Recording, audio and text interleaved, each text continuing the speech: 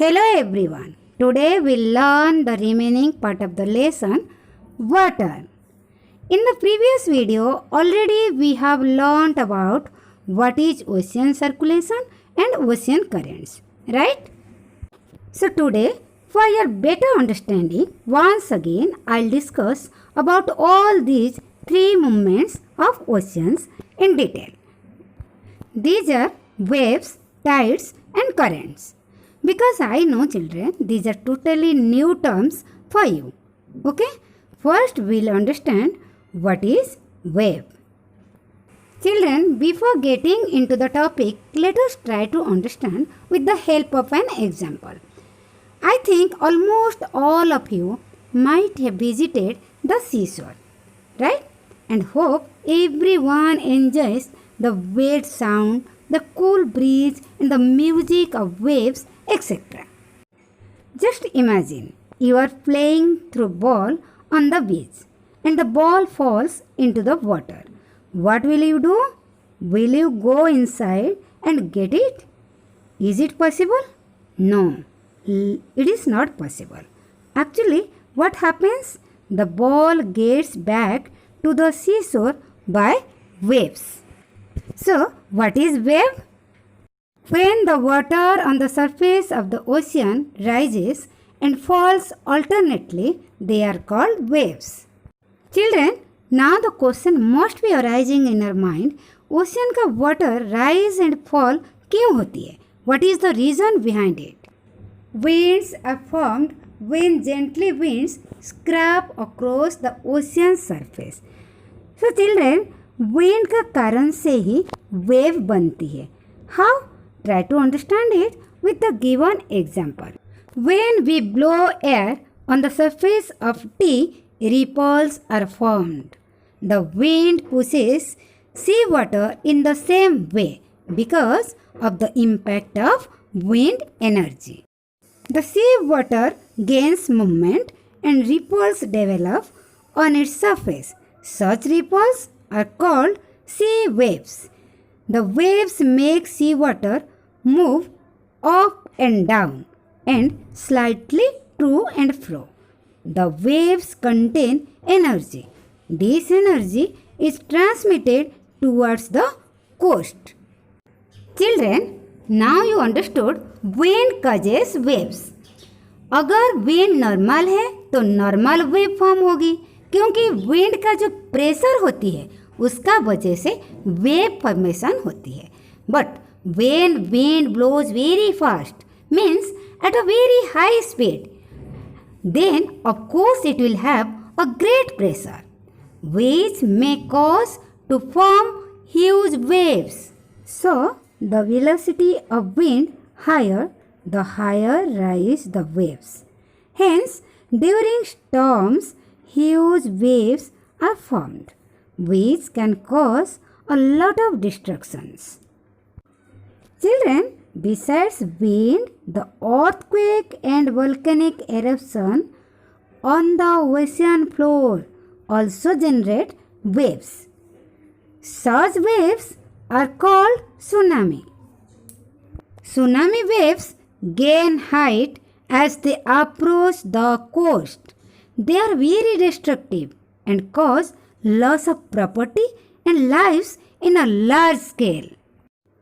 These are the pictures of devastation brought about by a huge tsunami wave generated due to earthquake that occurred near Sumatra Island in 2004. Children, now we'll understand the second movement of the ocean, that is tide. So let us understand it. You might have seen the high water on the sea, and sometimes water seems to be too calm sitting back.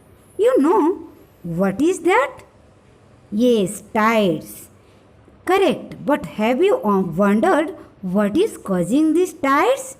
What force is pushing the water to so much height sometimes and other times keeps it so low? Let us look at this detail. As we know, the moon revolves around the earth just like there is a gravitational force on the earth, that keeps all of us attracted towards the center of the earth. There is a gravitational force of moon that pulls the earth's object like water, in this case towards the moon, and this gravitational force of moon gives tides in the ocean and sea on the earth. There are two kinds of tides, the high tide and the low tide. During the high tide, the water level rises, and during the low tide, the water level comes down. This is how the high tide and the low tide looks. Look at this video. This is the normal level of water. Pay attention to the tree and the rocks and their water level right now. When the high tide occurs, the water level increases. As you can see, the tree and the rock are now covered with water. When the low tide occurs, the water level decreases. As you can see, the water level is much below the tree and the rock now. Now, let us understand the reason for these high tides and low tides. We know tide occurs because moon's gravitational force that pulls the water from the earth towards the moon. Let us see. Because of the moon's revolution, the moon is on the right half of the earth.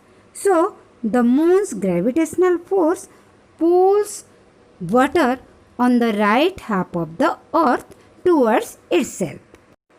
So, the countries on the right half of the earth experience high tides. That is, their water gets pulled towards the moon, leading to rise in water level. And if water is getting pulled towards the moon to form the high tides on this half, the water is getting pushed from the top and bottom half of the earth towards the other two halves to compensate this. That's why water goes low up top and bottom half, or that half experiences low tides. So the right half that is facing the moon experiences high tides due to its water getting pulled out towards the moon, and the top and bottom halves experience the low tide. So we saw the moon's gravitational force pulls the water from the earth towards itself, which gives high tides on the earth on side facing the moon, and the low tide on the other two sides, and due to the rotation of the earth, every side changes its position related to the moon in every 6 hours. One side experiences high tides followed by low tides every 6 hours. Children, did you understand it? How tides are formed? Okay, so let us look into the next movement of ocean, that is ocean currents. Already I have explained you in the previous video, so once again see it. Ocean currents are streams of water flowing constantly, that is continuously, on the ocean surface in a particular direction. You can have a look of the map and then you can see how the directions given in the map. That means the water is flowing in that particular directions, and also you can see red lines and also blue lines. Red lines indicates warm currents and blue line indicates cold currents. Usually warm currents originate near the equator and the cold currents originate near the poles. The example for the warm current is Gulf Stream and the cold current is Labrador Ocean current. Children, this is the end of our session. I hope you have understood this, and in the next session we'll discuss something new about your book. Till then, keep learning, be safe. Thank you and Jai Swaminarayan.